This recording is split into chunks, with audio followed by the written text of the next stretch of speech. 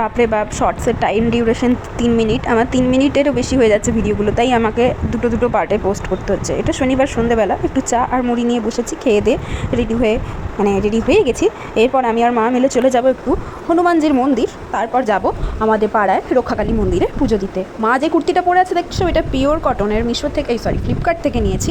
দুটো কম্বো ছিল, আমি লিঙ্কটা ডিসক্রিপশানে দিয়ে দেবো, তোমাদের পছন্দ হলে তোমরাও নিতে পারো। আর গত বছরও আমি এই কুর্তিটাই পরেছিলাম ওই কালী পুজোতে, এই বছরও পরলাম। আর যখনই আমি যাব আমার পেছন অডিও চলে আসবে। প্রথমে বাবার দোকানে এলাম, বাবার সাথে দেখা করে নিলাম, তারপর আমি আর মা মিলে হাঁটতে হাঁটতে এখন চলে যাচ্ছি হনুমানজির মন্দিরে পুজো দিতে। আমরা প্রত্যেক শনিবার আর না হলে মঙ্গলবার পুজো দিই। আমি মন্দিরের ভেতরে গিয়ে ভিডিও করিনি, বেরিয়ে এসে আমি বাইরে থেকে ভিডিও করলাম। আশা করি তোমরা বুঝতে পারছো, আমি জুম করে তোমাদেরকে দেখানোর চেষ্টা করলাম। হনুমানজিকে দেখে নাও, সবাই প্রণাম করে নিও। তারপর আমি আর মা আবার দোকানে বাবার সাথে দেখা করে নিয়ে ওই কালী মন্দিরে যে পুজোটা দেবো সেই পুজোটা নিয়ে আমরা হাঁটতে হাঁটতে চলে যাচ্ছি আমাদের বাড়ির সামনে দিয়ে। আর দেখো এখানে কী সুন্দর একটা, মানে আমাদের বাড়ির সামনে আর কি এই বিড়ালটা, অনেকদিন পর আমি বাড়ির সামনে কোনো বিড়াল ছানাকে দেখলাম, বেশ ছোটোই মনে হচ্ছে। তো যাই হোক, এখন হাঁটতে হাঁটতে চলেই এসেছি একদম মন্দিরের কাছে, এরপর চলে যাব। আর এই কদিন বিভৎস গরম দিয়েছে, খুবই কষ্ট হচ্ছে। তো যাই হোক, টুকটুক করে হাঁটতে হাঁটতে মন্দিরের কাছে চলে এসেছি। 8টা সাড়ে 8টার পর থেকেই পুজো নেওয়া শুরু হয়ে গেছে। আমরা গিয়ে এবার লাইনে দাঁড়াবো, পুজো দেবো।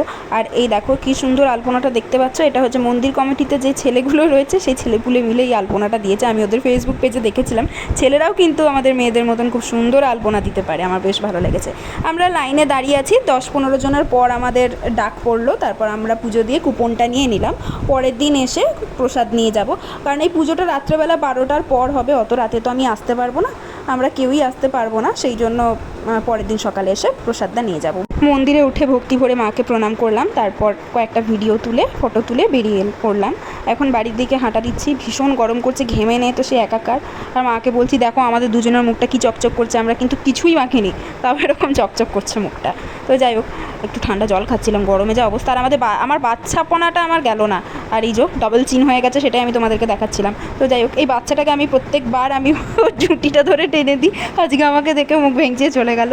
আর এই যে চাঙ্গুপুঙ্গুগুলোকে দেখিয়ে দিলাম। তারপর বাড়ি চলে এসেছি। ওই যে সকালবেলায় যে ফুলদানিতে যে ফুলগুলো ছিল ওইগুলো তো সব জলে একটু ভালো করে ধুয়ে নিয়ে বাইরে রোদে দিয়ে দিয়েছিলাম, শুকিয়ে গেছে, এখন ফুলদানিতে সেট করে দিচ্ছি। প্রচণ্ড খিদে পেয়েছিল, আমি যখন তখন যা খুশি তাই খাই, রাত্রি 9টা বাজে, তখন আমি মুড়ি নিয়ে বসেছি। মা খুব সুন্দর মুড়ি মাখিয়ে দিয়েছিল। মুড়ি খেতে খেতে ভিডিওটাও এখানেই শেষ করছি।